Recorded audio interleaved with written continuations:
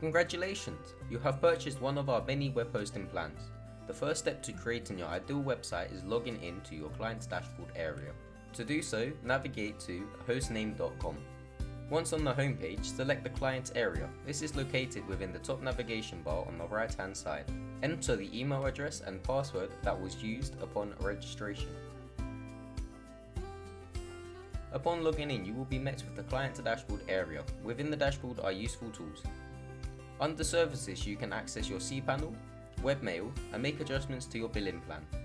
Under domain, you can manage name servers, register or transfer new domains. Create, view or respond to support tickets under tickets. View all invoices under invoice. Thank you for watching. Check out our other video tutorials for more useful tips.